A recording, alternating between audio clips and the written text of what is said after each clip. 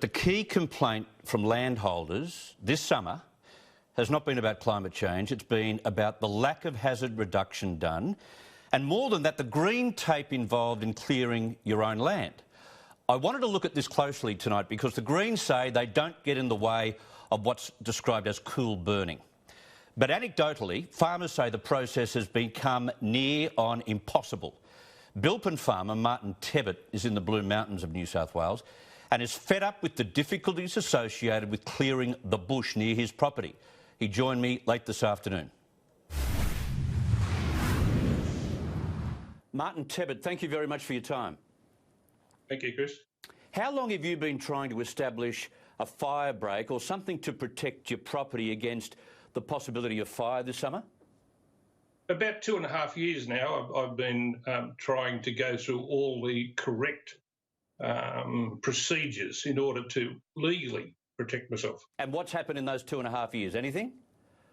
Well, I've compiled probably a foot-high pile of material, letters that have been either ignored or fobbed off. So who have you written to? Who have you approached? The major ministers in New South Wales, the RFS administration, not the volunteers, the administration, and local land services. OK, tell me about the ministers you've written to and what replies you've got back. Oh, which ones do you want to start with? How about the relevant ones now? Have you written to the Emergency Services Minister, David Elliott? I have indeed. And it reached firstly a crisis point a few weeks before this fire happened, and I managed to get to a function, and he was there, and I had a prepared letter, and I handed it to him personally. He indicated he would look at it, and I have had still no response from him. And what were you arguing in these letters?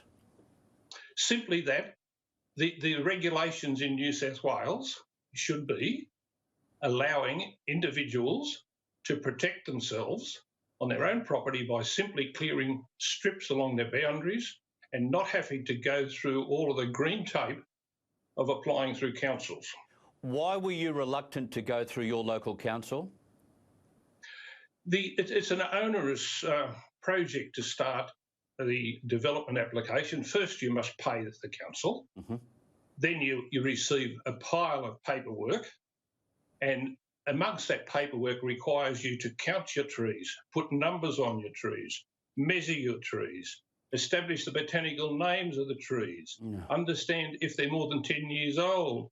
You then have to pay to get an arborist report.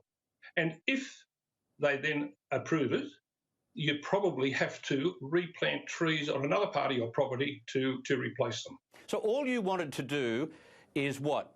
Push a fire break on a boundary. How thick or how wide was this fire break that you were looking for? Well, I would have been guided by them 5 to 10 metres, adequate enough to get a fire truck down and for me to take my tractor down. Which makes sense. So if fire was coming up a valley or something, you would be in a better position to both fight it and separate the actual fire from your property. Exactly, and subsequently the fire has come straight through there, and the bits of the fence that were there have been totally destroyed. You were very lucky it didn't come onto your property, weren't you? Well, no, it did come into our property. It did come through our property, but there are cleared areas where I have previously taken, what were probably illegal at the time, steps to protect particular assets and buildings. But I wanted to take it further and protect the property. So have you reached out to the RFS through that period? I have, and I want to say I have no criticism of volunteers. The local volunteers are wonderful and are behind me. But the administration of the RFS, I have found very, very indifferent. So they're all sending you to your local council, are they? Yes. Apart from David Elliott, who's not sending you anywhere. That's right. Well, he's been quite indifferent. OK. Why does it take so long? Why is the red tape so thick? Why are we so protective of, I presume, land that could easily be dispensed with without any loss of great vegetation or environment? Look, I can only assume by watching the way politics have gone the last 10, 15, 20 years that it is purely the green influence.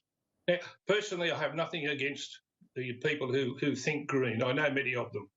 And I think they often are very nice people and mean well.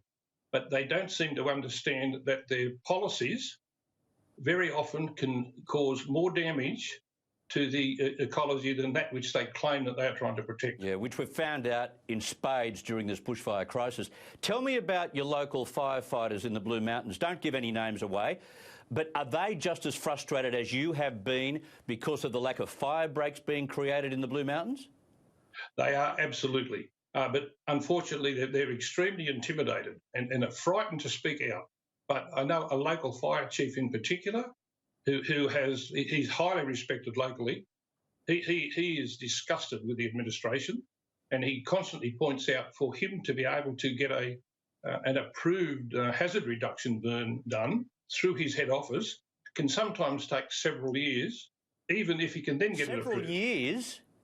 Several years, and he said, what he's told me repeatedly, they have 28 pages of what they call bushfire assessment that the local brigade, who have local knowledge, of course, that the local brigade have to conform with to meet the standards imposed by Shane Fitzsimmons' administration. That's red tape and a half. See, it is absolute nonsense. My feeling is that hazard reduction is a very difficult and complex matter, and depending on the ferocity of the fire and the length of the drought, no hazard reduction will make any difference. However, having said that, strategic fire breaks and strategic fire trails can be the difference between losing property and life and not. Absolutely. And look, I have noticed that the RFS administration have been defending their failures in the hazard reduction area recently by claiming that they have decreasing windows where they can burn back.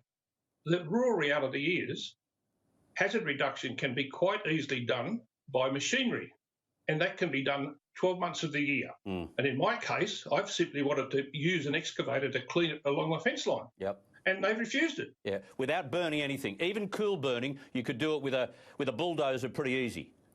That's right, exactly, or a tractor slasher, whatever. What's your message to those who are tasked, after the bushfires are out, with laying down some different rules and regulations about hazard reduction and strategic fire breaks? What's your message to them? Well, look, really, I shouldn't be recommending this, but I think civil disobedience is the situation. I think landowners should go ahead and exercise their normal human and what we expect is our democratic right to protect our own properties and our own assets. At the end of the day, we know by what has happened over the last month or two, the whole issue really gets down to life and death. So a few trees need to go. In the event that some individuals might clear excessively, which could well happen under most systems, there's a problem.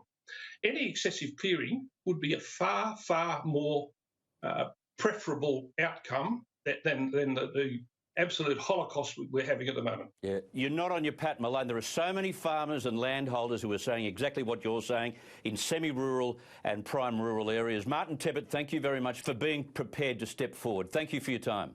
Thank you.